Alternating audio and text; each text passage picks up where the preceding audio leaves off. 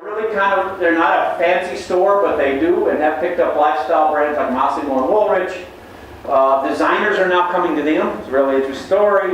In the 80s, department stores wouldn't let the designers come to them, so they would knock off the Michael Graves teapot. And if you knew this, the Michael Graves teapot would sell for $100 in department stores, $20, equivalent knockoff in Target. And we all knew it, so we know where we went to Target a lot. Now that they're a $40 billion company, the designers are coming to Target and saying, will you sell my product? So now all of a sudden they're positioned different. They're still selling fashion at fair prices to moms and families on a budget. But they're doing it in a different way. And now they have got a great advertising campaign. If you ever go to the US and see their Target's advertising campaign, you ought to learn, you can learn a lot from it. It's phenomenal. They never use in their new ads the word Target other than the logo. You don't even have to be told. You know their ads and what they say. They're phenomenal ads. They added food called Super Target. This is the upgrade to the next level. It's added their own private label brands. They're strengthening them. And their private label brands are comparable or better brands than the national brands at probably 15% lower price. Comparable, yeah. This is just some looks of the store. I will go quick, just to get a feel how they market and position themselves in food, prepared food. They also have prepackaged foods. And they're from Minneapolis. They've always been a big contributor to charities. 5% of all their profits go to different charitable causes. But that's the hot size. Biggest is an interesting category. It started with Toys R Us. It's all about, in a category, you've got more to pick from than anybody else. You may not be the cheapest, but you're not too much off.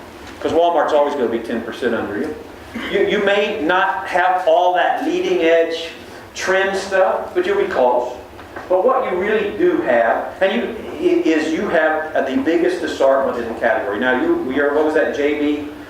It sounds like equivalent to what we call a category killer with the biggest presentation and then staying on some other dimensions. But some of the examples in our country would be Home Depot, the home improvement area. I mean, they're not fancy stores, by the way. You know, they're concrete warehouses.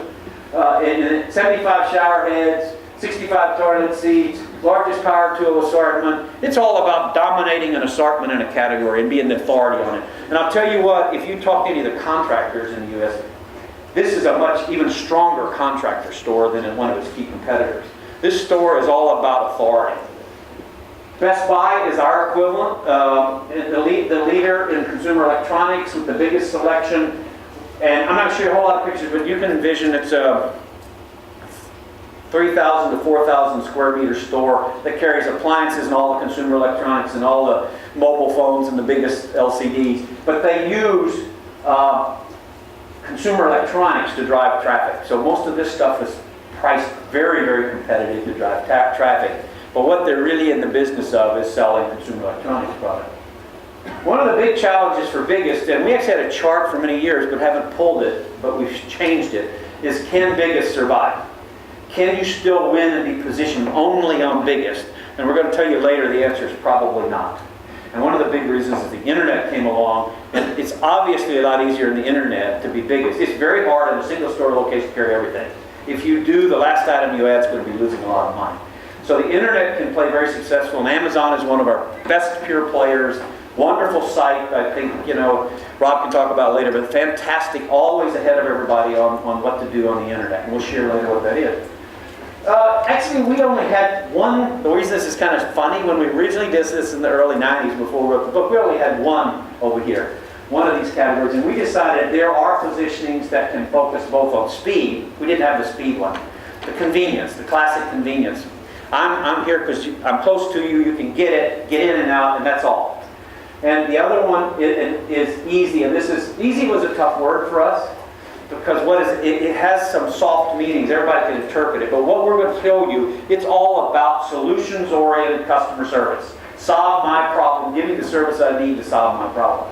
And so what we got will show you here. What does easiest mean? Provides assurance, solves problems, information-rich, knowledgeable employees, customer in control. Great set of words. I'll come back to that because I have a real passion for that because I'm just a little ahead of the boomers and I know what their lives are all about. but controlling that process and that experience and efficiency. These are the key drivers of the easiest retailers and what it takes to be. It's solutions-oriented service.